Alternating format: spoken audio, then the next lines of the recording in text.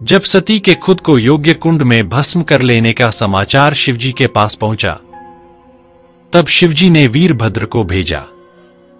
उन्होंने वहां जाकर यज्ञ विध्वंस कर डाला और सब देवताओं को यथोचित फल दिया। सती ने मरते समय शिव से यह वर मांगा कि हर जन्म में आप ही मेरे पति हों। इसी कारण उन्होंने हिमाचल के घर जाकर पार्वती का जन्म लिया। जब से पार्वती हिमाचल के घर में जन्म लिया, तब से उनके घर में सुख और संपत्तियां छा गई। पार्वती जी के आने से पर्वत शोभायमान हो गया। जब नारद जी ने ये सब समाचार सुने तो वे हिमाचल पहुंचे। वहां पहुंचकर वे हिमाचल से मिले और हंसकर बोले, तुम्हारी कन्या गुणों की खान है। यह स्वभाव से ही सुंदर, सुशील और शांत है। यह कन्या सुलक्षणों से संपन्न है। यह अपने पति को प्यारी होगी। अब इसमें जो 2-4 अवगुण है वे भी सुन लो। गुणहीन, मानहीन, माता पिता विहीन, उदासीन और लापरवाह। इसका पति नंगा, योगी, जटाधारी और सांपों को गले में धारण करने वाला होगा। यह बात सुनकर पार्वती के माता पिता चिंतित हो गए। उन्होंने देवर्षि से इसका उपाय पूछा। तब नारद जी बोले, जो दोष मैंने बताए, मेरे अनुमान से वे सभी शिव में है। अगर शिवजी के साथ विवाह हो जाए तो ये दोष गुण के समान ही हो जाएंगे। यदि तुम्हारी कन्या तप करे तो शिवजी ही इसकी किस्मत बदल सकते हैं।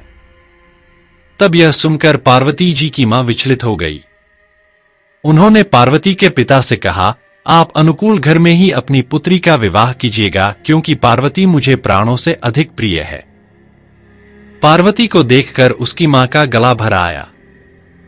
पार्वती ने अपनी मां से कहा, मां, मुझे एक ब्राह्मण ने सपने में कहा है कि जो नारद जी ने कहा है तो उसे सत्य समझकर जाकर तप कर। यह तप तेरे लिए दुखों का नाश करने वाला है। उसके बाद माता पिता को बड़ी खुशी से समझाकर पार्वती तप करने गई। पार्वती जी ने शिव को पति रूप में पाने के लिए तपस्या आरंभ की। लेकिन शिव को सांसारिक बंधनों में कदापि रुचि नहीं थी, इसलिए पार्वती जी ने अत्यंत कठोर तपस्या की ताकि शिव प्रसन्न होकर उनसे विवाह कर लें। सप्तर्षि ने पार्वती से जाकर पूछा, तुम किसके लिए इतना कठिन तप कर रही हो? तब पार्वती ने सकुचाते हुए कहा, आप लोग मेरी मूर्खता को सुनकर हंसेंगे। मैं शिव को अपना पति बनाना चाहती हूं। पार्वती की बात सुनकर सभी ऋषि हंसने लगे और बोले कि तुमने उस नारद का उपदेश सुनकर शिव को अपना पति माना है, जो सब कुछ चौपट कर देता है। उनकी बातों पर विश्वास करके तुम ऐसा पति चाहती हो जो स्वभाव से ही उदासीन, गुणहीन, निर्लज्ज, बुरे वेश वाला, बिना घर बार वाला, नंगा और शरीर पर नागों को धारण करने वाला है। ऐसे वर के मिलने से कहो तुम्हें क्या सुख मिलेगा। अब हमारा कहा मानो, हमने तुम्हारे लिए बहुत अच्छा वर चुना है। हमने तुम्हारे लिए जो वर चुना है वह लक्ष्मी का स्वामी और वैकुंठपुरी का रहने वाला है। तब पार्वती उनकी बात सुनकर बोली, कहा है कि मेरा हठ भी पर्वत के ही समान मजबूत है। मैं अपना यह जन्म शिव के लिए हार चुकी हूं। मेरी तो करोड़ों जन्मों तक यही जिद रहेगी। पार्वती की यह बात सुनकर सभी ऋषि बोले, आप माया हैं और शिव भगवान है। आप दोनों समस्त जगत के माता पिता है।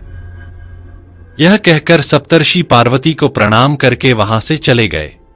वर्षों तपस्या करने के बाद एक दिन पार्वती जी के पास एक ब्रह्मचारी आया। वह ब्रह्मचारी तपस्विनी पार्वती का आग्रह स्वीकार करने से पूर्व बोल उठा, तुम्हारे जैसी सुकुमारी क्या तपस्या के योग्य है? मैंने दीर्घकाल तक तप किया है। चाहो तो मेरा आधा या पूरा तप ले लो, किंतु तुम इतनी कठिन तपस्या मत करो। तुम चाहो तो त्रिभुवन के स्वामी भगवान विष्णु भी। किंतु पार्वती ने ऐसा उपेक्षा का भाव दिखाया कि ब्रह्मचारी 2 क्षण को रुक गया। फिर बोला, योग्य वर में 3 गुण देखे जाते हैं, सौंदर्य, कुलीनता और संपत्ति। इन तीनों में से शिव के पास एक भी नहीं है।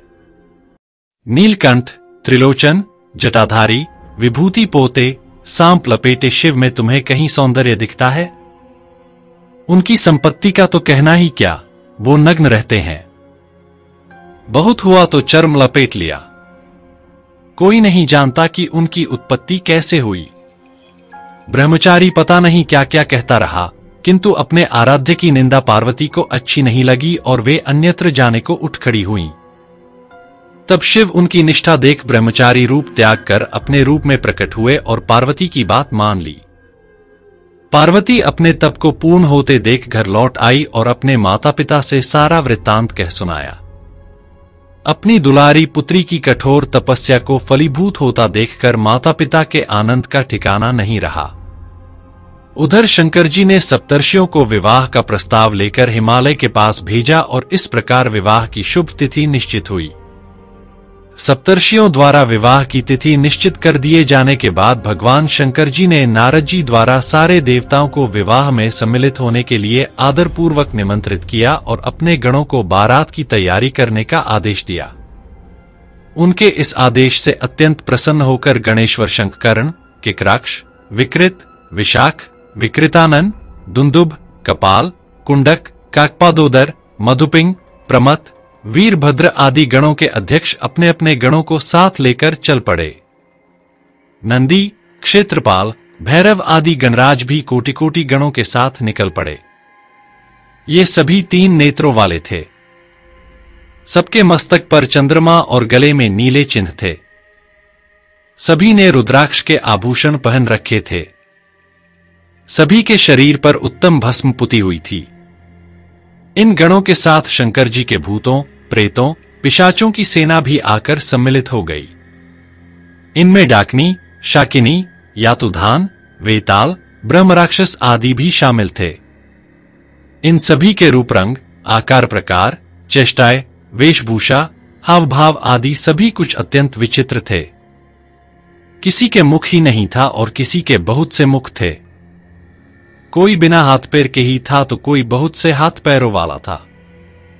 किसी के बहुत सी आंखें थी और किसी के पास एक भी आंख नहीं थी। किसी का मुख गधे की तरह, किसी का सियार की तरह, किसी का कुत्ते की तरह था। उन सब ने अपने अंगों में ताजा खून लगा रखा था।